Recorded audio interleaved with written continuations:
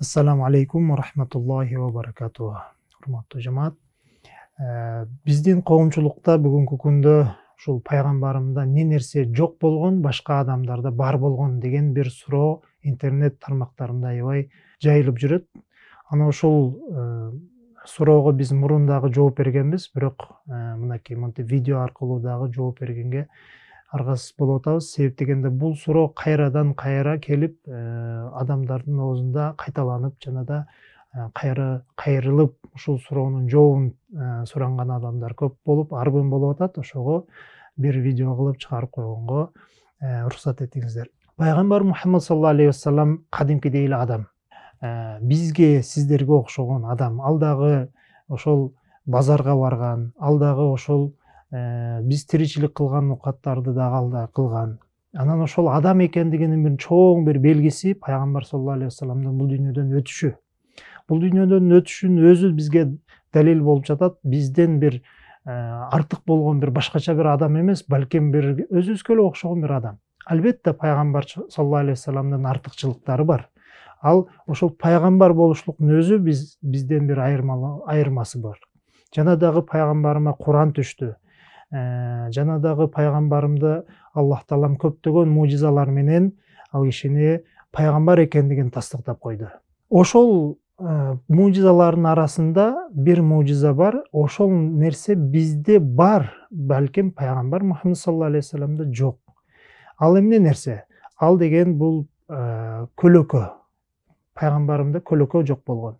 Эмне себептен көлөкө жок болгон?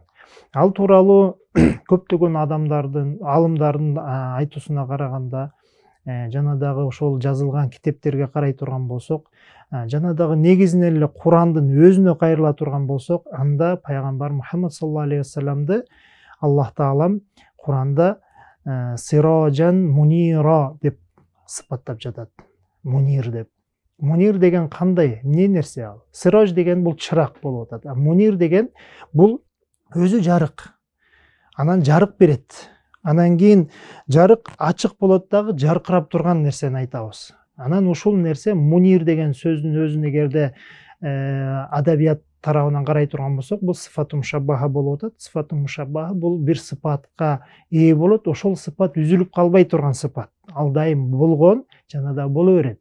Ал эч качан бир убакытта үзүлүп кала турган бир нерсеге келбейт. Балким ошол уланып тура турган нерсени түшүндүрөт. Андыктан бул жарык берүүсү уланып турган. Ал эми ошол эле кезде пайгамбарым ошол көчөдө басканда же күндүзү же болбосо ошол эле кечки маал айдын жарыгында баскан кезде ошол көлөкө түшкөн эмес.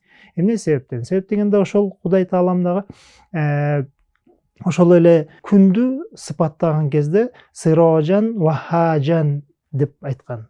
Ва хадж деген сөз эмне нерсени түшүндүрөт? Бул деле ошол мунирге окшоп, бул деле нурдануу, нурду берүүчү деген эле маанини берет. Бирок айырмачылыктары бар. Биринчиден, күйүп турган нерседен, жалындап күйүп турган нерседен чыккан нурду айтабыз. Жана дагы ал көздү алып, көздү чагылдырып, өзү жаркырап турган, ошону караган кезде көздү уялта турган бир жарыкты айтабыз. Жана дагы бул вахадж адабиятта карай турган болсок, бул мубалага болуп эсептелинет. Мубалага эмне? Бир убакытта өтө бир сыпаты күчөп, анан кийин ошол убакыт бир аздан кийин ал нерсе токтоп калат. Андыктан күн эртең менен чыгып, баягы нур берүүсү кичине күчтөнүп түшкү маалга жеткен кезде аябай катуу күн нурун чагылдырып, анан кийин батаарда күнүн нуру жоголуп калат. Мына көрдүңүздөр, ошол баягы сыфаты мубалагада ошол бир сыпаттын өтө бир чекке жетип туруп, анан кийин кайра азаюусун түшүндүрөт. Андыктан экөөнүн айырмасы бул жерде арбын көрүнүп турат. Анан кийин дагы айта кете турган болсок, бул жерде айырмачылыктарынан мисалы адамдар бул вахажга бир убакытта муктаж болот, бир убакытта муктаж болбойт. Мындайча айтканда, күндүзү күндүн чыгып туруп, күндүн нурун тийгенге адамзаты бардык эле жаратылыш ошол күндүн нуруна муктаж болот, бирок күн баткандан кийин ал нурга муктаж эмес. Себеп дегенде бир убакытта кечке эле ошол нур тие бере турган болсо, анда жашоо циклы баягында айланбай калат. Андыктан бир убакытта тийип, бир убакытта тийбей турушу зарыл болот. Ал эми мунирде андай эмес. Мунир ал дайыма ошол күйүп туруш керек. Күйүп турган бир жарык берип турган нерсени мунир деп айтабыз. Андан тышкары дагы ваххаж дегенде анын ысыктыгы адамды баягындай кыйнайт. Же болбосо баягынын ысыктыгынан биз качып күндүзү көлөкө жерге барабыз. Ал эми мунир деген кезде мунирден андай ысыктык чыкпайт. Ал бизди денебизге эч кандай бир зыян келтирбейт.